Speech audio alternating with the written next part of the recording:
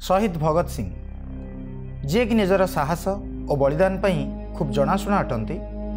स्वाधीनता संग्राम रे निजर बलिष्ठ भूमिका से खूब लोकप्रिय अटंती।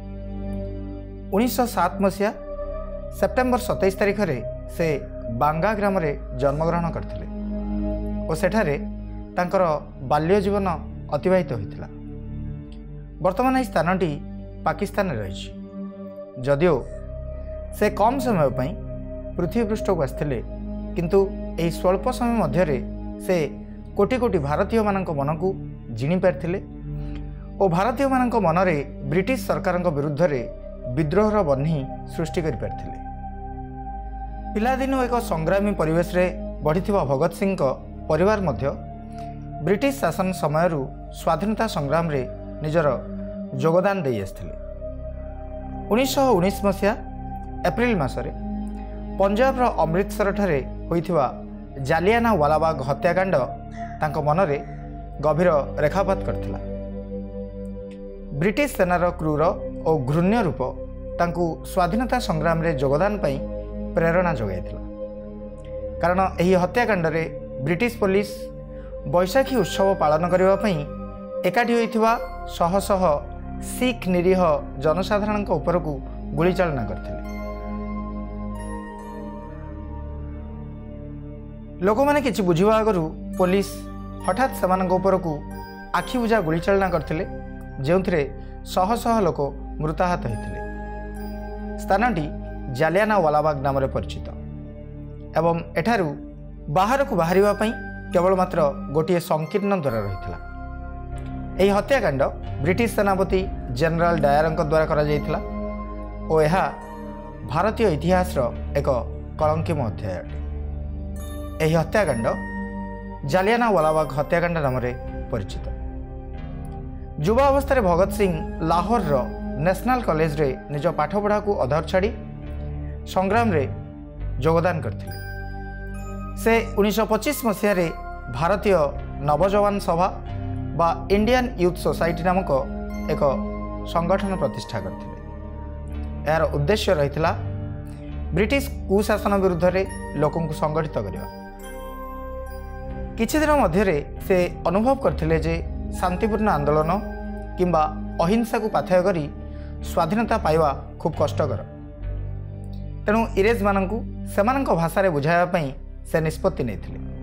प्रथम पदक्षेप स्वरूप भारतर जड़े प्रमुख नेता लाला लजपत राय मृत्युर प्रतिशोध नावा पई भगत सिंह और चंद्रशेखर आजाद जड़े ब्रिटिश पुलिस ऑफिसर जहां को सेमाने लाला लजपत राय मृत्यु पई दोषी बोली भावुथिले जॉन सैंडर्स हत्या निमंते उद्यम करथिले। एहा परे भगत सिंह धीरे धीरे लोकलोचन को आसथिले। विचारणा चलथिबा बेले कोर्ट रूम रे भगत सिंह और तांकर दुई जन सहयोगी सुखदेव और राजगुरु खोलाखोली भावे ब्रिटिश साम्राज्यवाद विरुद्ध रे बयान देथिले और भारत को स्वाधीनता देवा सपक्ष रे जुक्ति उपस्थापना करथिले।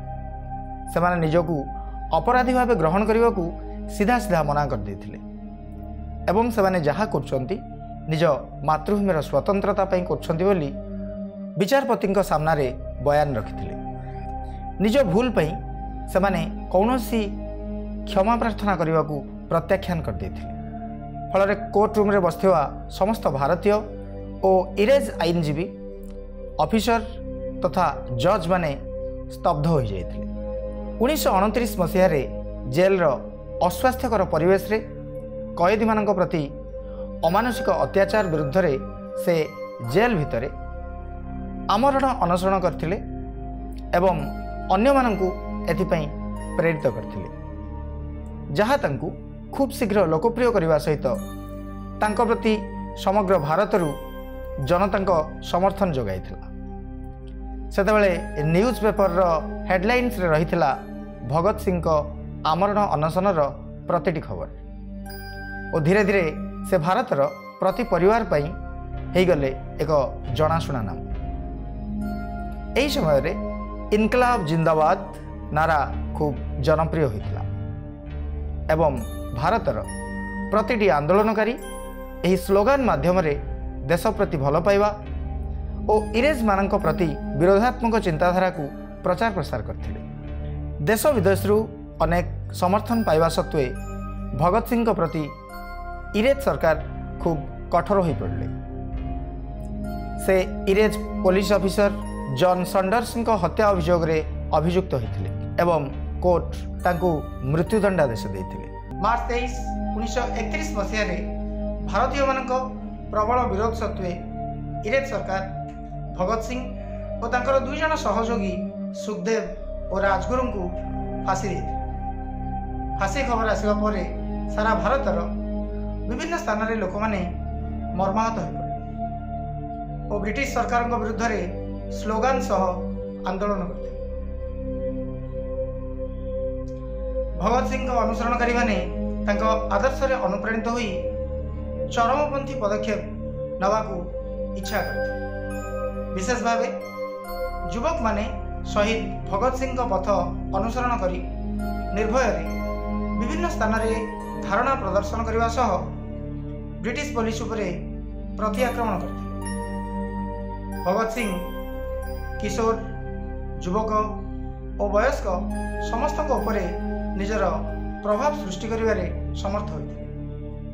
भारतर स्वायत्तता पई निजर सर्वस्वदान चिंताधारा तांकु कम समय मध्य लोकमानक भितर परिचित कराई चिंताधारा रे प्रेरित होई अनेक युवक भारतीय स्वाधीनता संग्राम रे योगदान करते। जदिओ केतेक व्यक्ति भगत सिंह चरमपंथी कार्यक्रम विरोधी थिले तथापि अनेक यहाकू समर्थन करते।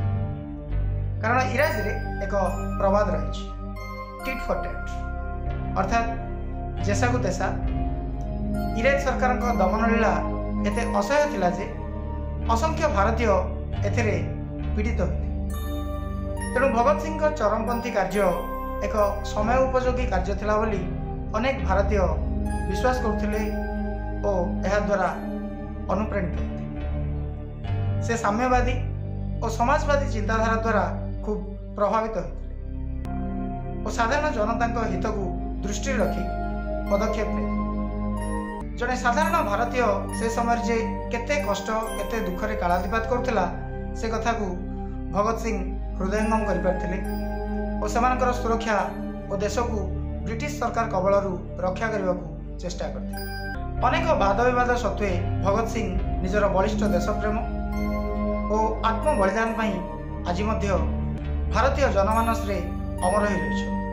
से एपरी जने संग्रामी थिले जे कि प्रथम थर पई ब्रिटिश शासन मूलदुआ को दोहलाई देते। आज पर्यंत यही अमर शहीदों चिंताधारा और त्याग अनेक भारतीय मानू प्रेरणा दे चलछि और दे चलथि। आज एपिसोड केमिति लागिला हमकु निश्चित भाव जणांतु एवं आम चैनल को सब्सक्राइब करने सह लाइक और शेयर करंतु। पुणी देखा हो आगामी अध्याय। धन्यवाद।